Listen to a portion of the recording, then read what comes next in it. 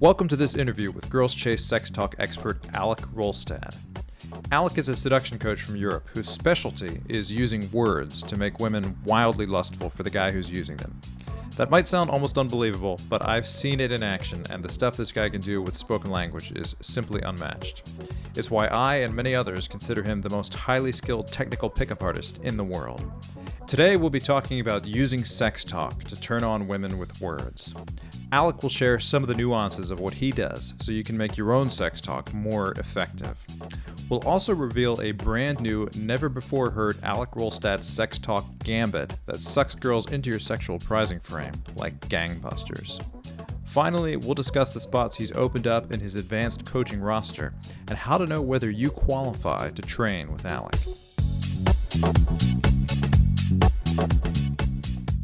All right, Alec Rolstad, thanks for joining me today. Thanks, Chase. It's a pleasure to have a little chat and share some knowledge and discuss the most interesting thing in the world. Yeah. So as we record this, Europe is still dealing with these lockdowns and club closures. You're a nightlife guy, so how has that affected you? Well, it was a cold shower because at first, we thought this thing was going to end pretty quickly, but then you end up being locked inside for so long. I lived in a place where it was this kind of strict lockdown where you couldn't go out at all. So basically, I didn't interact with anyone. The only time I got to chat with a girl was when I was buying groceries and was the cashier, and she wasn't the most attractive woman. So, it kind of got me back to earth and really, feel a bit more like what most guys actually feel. And, I was very afraid that once the lockdown would, end, that I would lose my mojo, but it turned out a bit differently. Nevertheless, it gave me a lot of time to reflect and learn a few things about myself. But I gotta admit, it was probably the biggest cockblock I've experienced in my life. Yeah, no doubt. So I've been following along with you as you've gone in and out of lockdown. So each time you've come out of lockdown, you've been worried that you might have lost your mojo, just like what you're saying. So you're dealing with scarcity, you've got shaky confidence, yet each time, if memory serves, right away you're out there pulling new girls into bed almost immediately. What is the reason for that? Are you skilled? Have you done it so many times it's like riding a bike? Do your techniques let you bypass these inner issues? Or what is the cause? So, let's be real. If you're locked inside and not socializing for so long, your momentum will be shit. You'll feel a bit rusty, your vibe will not be on top, you'll not get away with stuff that easily if you make a mistake. So, most guys will struggle a lot because they don't have this natural vibe that can attract girls, especially when they haven't socialized for so long. What saved me in that moment was to stay calm and trust my knowledge, trust my skills, and stay calm. Look at what's going on, find the opening, go in, and do what has to be done. Basically, have the right response for each situation. Because even though your vibe gets shit, and that's of course unfortunate, you still know what to do and how to deal with those situations, right? So basically what saves you when you're having like a bad state or in a bad momentum is your skills and your knowledge. That doesn't really disappear, right? So, you know what to do, you have the trust in your game, and that gives you a bit of confidence. And then, stay calm, don't take it personally that you're not in best shape, that's normal. And then do your best and results will come eventually. And the first night out, I struggled. I was totally freezing out after the first lockdown. I didn't talk to a single girl for 1.5 hours. And then I saw an opening. It was a decently attractive girl, not too attractive. I got to talk with her. The conversation was just another conversation. And then suddenly I was back in the mood, right? And then I could approach a really hot girl and got her. Actually, the report is on Girls Chase, so whoever wants to check it out is welcome. It's a very detailed one. Yeah, I remember that report. So, you were just talking about the knowledge aspect, getting you back into it. So today we're going to talk about your method and your knowledge. So you use sex talk to do something you call sexual prizing. And paradoxically, despite being a guy who approaches a lot of women he does not know and starts talking to them about sex, you are risk averse and don't like rejection. So we're going to talk about how you get around that too. And we'll cap it all off by talking about the coaching spots you've opened up and what your requirements are for taking on a student. First, I want to ask you, because I think this will be the biggest thing for a lot of listeners, why is it that most men who approach women in bars and nightclubs or on the street, in cafes, malls, parks, the beach, have to deal with so much rejection? So first, of course, maybe the fundamentals are not right and they're not approaching the right way. But I think there is more of a let me put it this way, a framework issue or an overall issue. And that is lately we see a lot of guys, they kind of want to go a bit too direct. You know, I've been a bit critical about direct game in my past, but that is not really the big issue. The big issue is going too direct. Personally, I like to go indirect. That's my style. But the issue I see today is the too direct. The problem with being too direct is that you basically force the woman into a position where she has to be on the defensive. What I'm trying to say with that is when you go direct, she has to either accept your approach by smiling back or she has to reject. And women being risk averse more than I am, she will usually opt for the safe option, which is to reject, because she doesn't know whether or not you're a safe guy, or if you're a guy who's suited for her on a social level, or if you are a guy who's not boring or creepy or anything like that. She doesn't know. She doesn't know you. And even though she might be curious about you, maybe you're cute, maybe you're hot, maybe you're funny, whatever, even though she may be interested, but if she's not interested enough, she will choose the risk-averse option. And it really doesn't take that much doubt in her to actually opt for the risk-averse option, which is to reject. So what I suggest is that you don't trigger this mechanism, and that is to go in and be indirect or less direct. You don't force them into this uncomfortable position, and then that allows you to buy time so that you can convey attractive traits, things that will stimulate her, things that will make her see you as this suitable guy to have sex with. And then what happens is that eventually she'll become compliant and interested. And that is when you tip the scales and she actually starts feeling, okay, that's the guy I want. But you don't want to trigger that response before you got those things settled, that she knows for sure that you are the suited guy. And this is how you avoid rejections and even resistance, for that sake. Mm-hmm. And that's a dimension I think a lot of guys are not aware of. Because you see guys that are going up, they're getting rejected by girls, and they get really frustrated, and they say, why don't any of these girls like me? None of these girls like me. I can't believe it. Or I thought that girl liked me, but she rejected me anyway. They don't realize that some of those girls did like them, but if they're triggering that defensive reaction and she starts turning to be, her risk-averse reaction, then it doesn't matter if she liked the guy or she was intrigued by the guy. She didn't like him enough that it's going to overcome the concerns that he triggered in her by whatever he forgot to do or missed doing. And of course, there's always the dimension of them not being attracted. That's the reality of it. But many guys who get rejected, they get rejected by girls who potentially could have, been with them or who are maybe a little bit attracted to them even.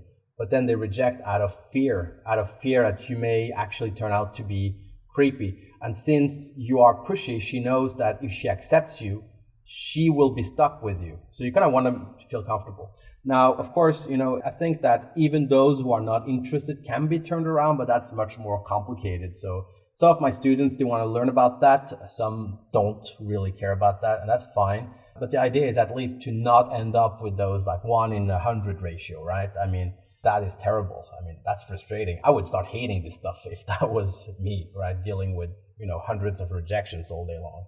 Or even 50 or even 20 a night, that's enough to ruin your mood. So, the first priority is to reduce those rejections so that this whole process becomes so much more pleasurable for both you and the girl.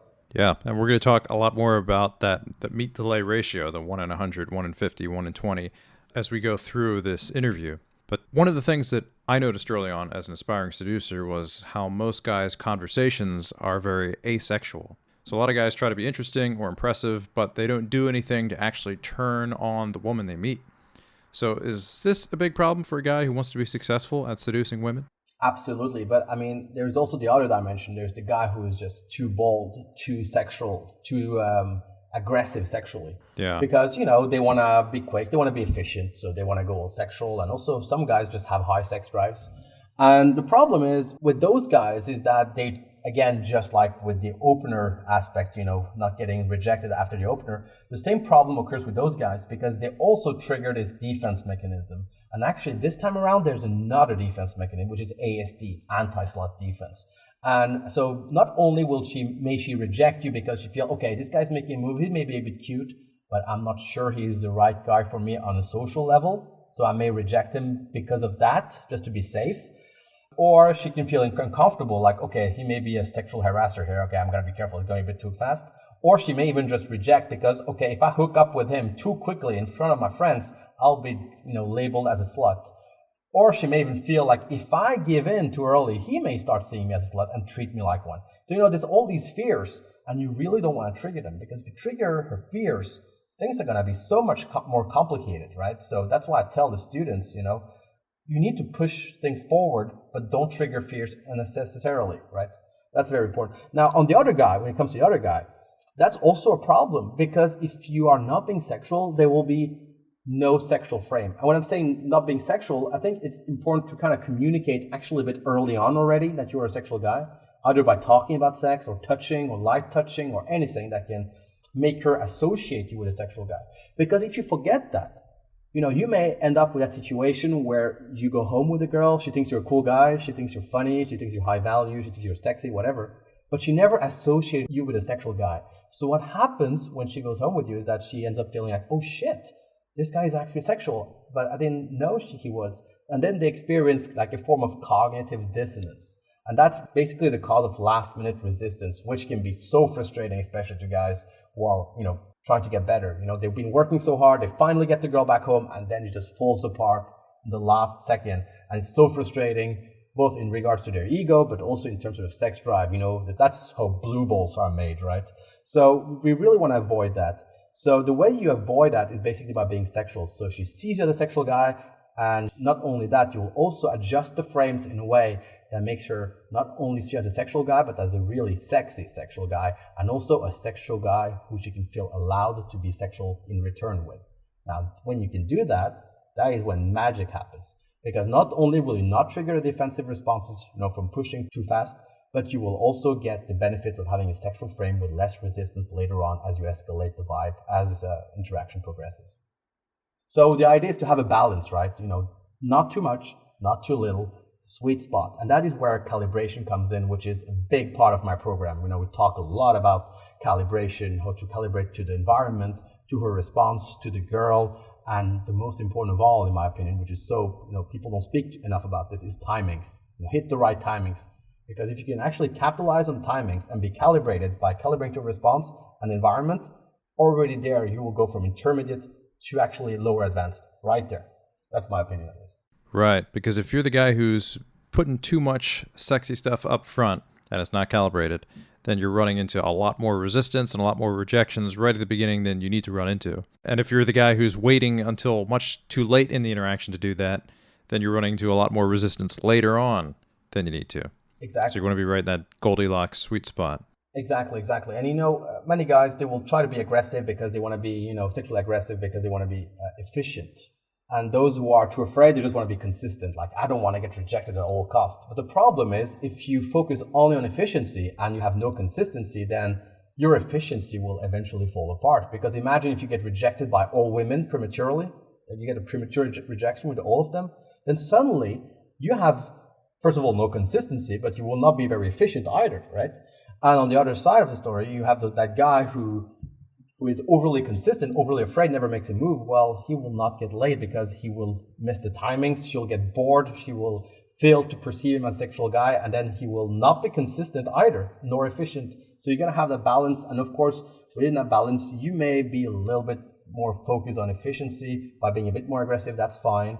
And you can be a little bit more consistent by being more risk averse and being more indirect. That's fine too. But you always need to have more or less of a balance, a minimal threshold of both. That's my opinion. This balance, it's key. Yeah.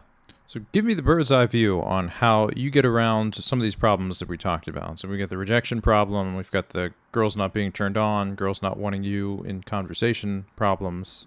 How do you get around that? Just from the high level overview. Okay. So, you know what? Actually, I think I should talk about the not being turned on, because I think that's an issue that some guys do face. So I'm going to just mention a few words about that. And I think the problem many guys face is that they try to believe that all they have to do is to stimulate. And by that, arouse her, which is touching. But they keep forgetting that there's also the other dimension, which is to make her feel allowed to be stimulated and aroused by you. Because imagine for a moment that this guy is stimulating, but then she's resisting, then she will hold herself back from getting turned on by the guy, right? However, if he also reduces the resistance, she will feel much more allowed, and she may even cooperate to create that sexual vibe. So I think that one of the big problems many guys face is not that they're not able to stimulate or arouse her, but that they are not making her feel allowed. And that blocks the whole process of escalating the vibe. So we want to make her feel allowed as well as desire. Of course, there's some guys who are afraid of escalating and stuff like that. With those guys, I usually have a different approach, which is to basically make them feel more comfortable about being sexual. And the way I do that is to teach them techniques that, are more foolproof from facing resistance. And I also teach them how to deal with potential resistance so that they know what to do when it happens, so that this potential resistance becomes far less severe and far less scary because they know how to deal with it. So those are the two ways that, I would advise guys who struggle when it comes to, getting girls, aroused and, get the vibe sexual going with them. Makes sense. So you've been teaching this to students for a couple of years now. So how easy or how hard is it for guys to start using your sex talk, sexual prizing methods, and how quickly do they start to get smooth with them? Okay, so usually, when people, there are two kind of people who, react to sex talk, and it's quite different. The first one is those guys who believe that, okay, I'm too afraid to talk about sex. What if she thinks I'm a creep? What if she rejects me and all that? Usually with those guys, it's pretty easy to deal with that issue because they will realize that you're not actually talking about, creepy stuff or something that she wouldn't talk about with her friends, because women love talking about sex. Just look at Cosmopolitan. There's always this chapter about sex. There's always this, psychologist sharing advice. And basically you want to take that role, share those, sexual knowledge, which in a way is a way of communicating sexual intent without communicating sexual intent, because you're never telling the girl that you're actually gonna, want to have sex with her. I'm not like, I want to fuck you or anything weird like that. You don't put her in a defensive position. You're just a guy sharing interesting knowledge about sex, which indirectly will make her perceive you as this very, sexy, experienced guy. And that is sexual prizing, by the way. So you avoid triggering that, resistance. Women don't resist sexual talking. They don't really do that. They only resist it when they feel pressured into that corner that you're trying to make a move and showing too much sexual intent too quickly. So usually by letting the guy know that it's, you're just going to have a conversation about sex like you and I could have right now. It's nothing more than that. And then you have the other guy who is more like, okay, this is complicated, so many words, so much to memorize. Well, some guys have a good memory. They can memorize and pull it off. That's great. But usually what I want to do is to teach them the mechanisms and some themes they can use so that they can deliver it with their own words. And then it becomes just talking about the subject, like talking about football or anything. And that's something they're able to do. And then, just change the subject, football with sex, and you're basically doing sex talk. You're talking about who your favorite player is. Well, here you can talk about what your favorite position is suddenly. Even though that's a bit direct in a way, but you can talk about how important it is for you to have the other person being present in the moment, because that is when a real connection is created, something like that. I mean, no girl will consider you creepy if you say anything like that. So usually there's one who's afraid of the creep label, but the way I do sex talk is kind of risk averse. I never got rejected from it. Sometimes it didn't work, because things happen, but I've never been rejected with it. Although it's very rare it doesn't work, because when it's delivered properly on time, the results are insane. And then there's the other guy who thinks it's too complicated, and it's really not. Of course, you can make very complicated gambits, sure, but they don't have to be. That's basically the message I want to convey. That's fun. I liked that football analogy. So now we're going to talk about some of your tips, and we even have a new gambit today. But before we do, I wonder if you could give the listeners some of your own backstory. So there's not a lot of guys who choose seducing women as their hobby, and even fewer who make it to the best in the world status. So were you always good with girls? How'd you get to where you are? So, I have this kind of a unique situation because I started when I was 15 in 2007. It's been a while. And it started from a position of pain, like most guys who get into this. Usually I was excluded, started a new school, was a bit weird, got the people not fitting in, all that stuff. And eventually there were some guys who saw me as an easy target for, bullying and stuff. So I was, had a pretty hard time back in school when I was 15 for a little bit. And, eventually things got, solved. I solved the issues, but I couldn't solve it without, the knowledge I got from the seduction community, which I found during that time, which allowed me to understand social interactions and stuff like that. So, many people, they have this traumatic experience, when they're younger and stuff, and then it takes a while, and then they eventually find this community. I actually found the community while I was in that trouble at a young age. So in a way, that was very fortunate. And first I started out with the intention of becoming one of those popular guys, play the social game, and there were of course a few advices that helped me in that regard. But then eventually, as time passed, I started getting more and more popular. But I realized who cares, And then I started having a new focus, which was to get girls, get laid. And suddenly I was starting to go to clubs already at the age of 16, 17. I remember when the first time I went to a club, I froze up. I was like alone, sober in that venue with older people. I was shitting myself. But eventually, as time passed, I started getting comfortable with, and even pulling, at 17 back in the bathrooms. But that was after 3 years into this and practicing daily, reading daily. So, eventually I started getting a good skill set, hanging out with older guys from the community who taught me about, stuff, and got really good. And eventually I became very interested in just becoming better, see how far I could push it. And then, lastly, I actually got interested in the game itself. I think the theories are so interesting.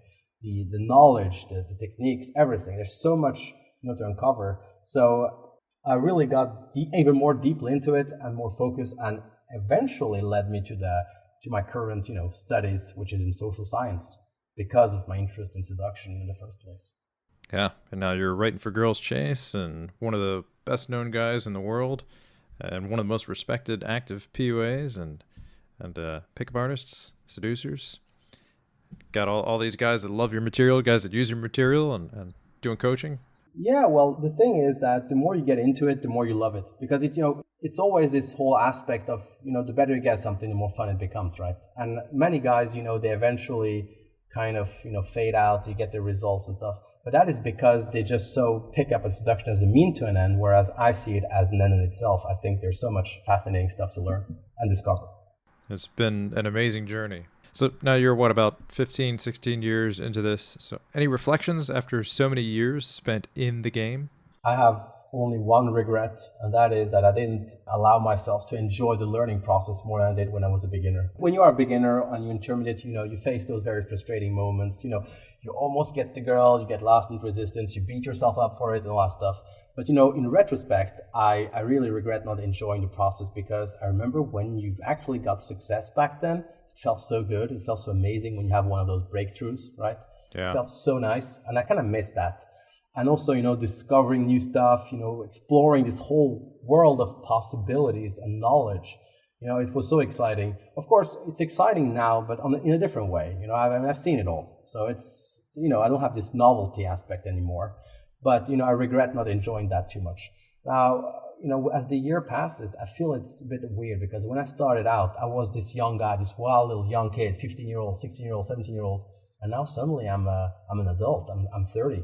And, it's weird to see, people who are my age starting out when I have been there in it for 15 years. And it's just like, wow, it's fascinating in so many ways.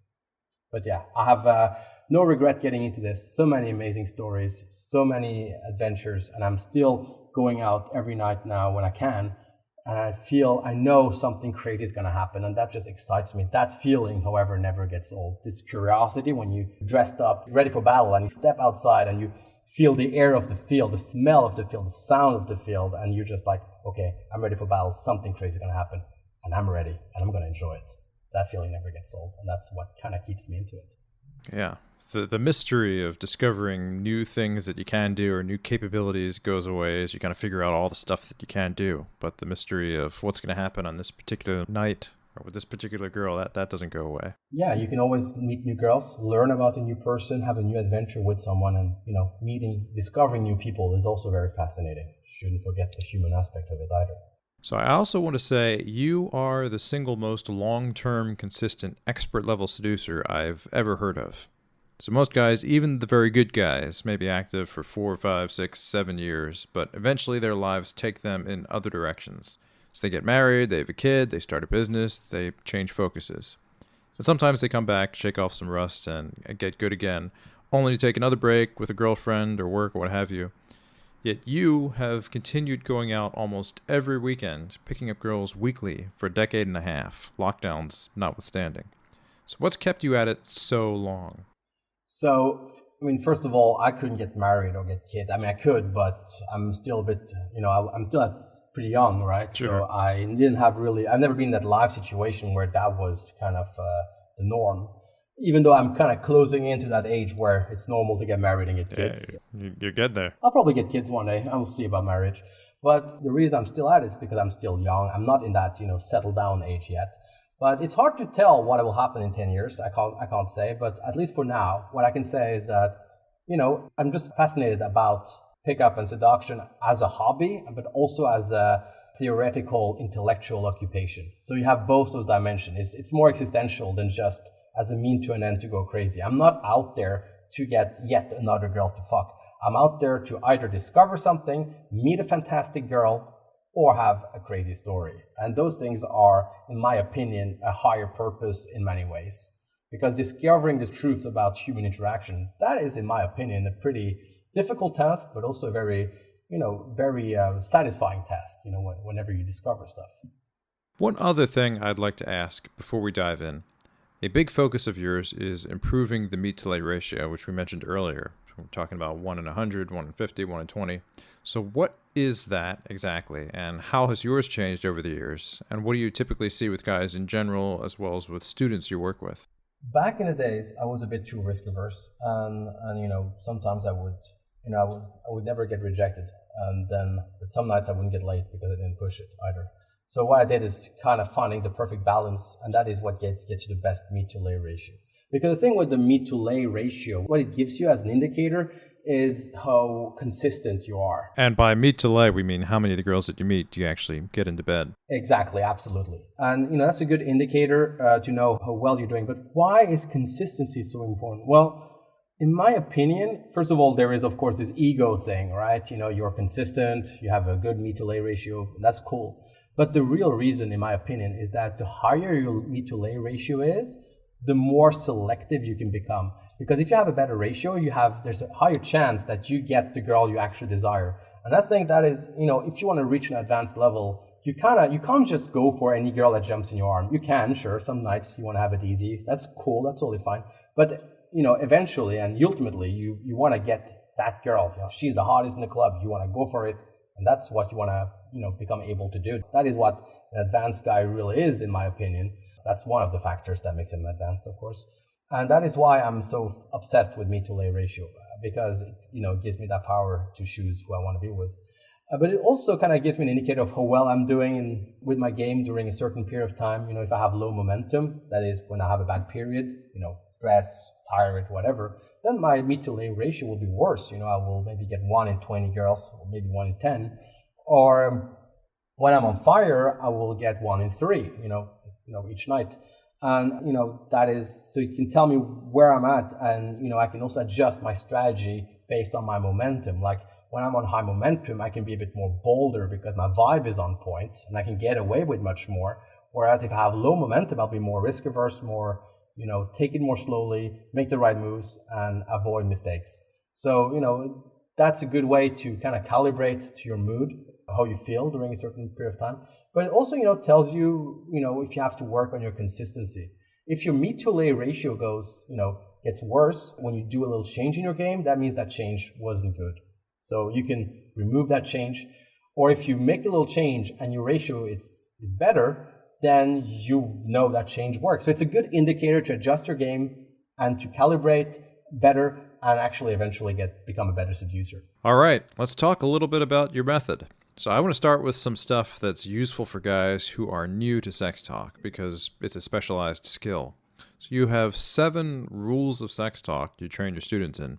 Now, we're not going to go into all of them today because I'm going to be talking for 4 hours, but I want to ask you about one of the rules. Rule number 2, be dirty, but not too dirty.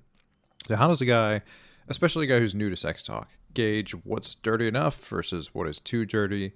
And does that change dependent on the girl and the situation? Yeah, the last part is totally true. I'm going to say that, what is too dirty or not dirty enough depends on the situation, how far into the interaction you are.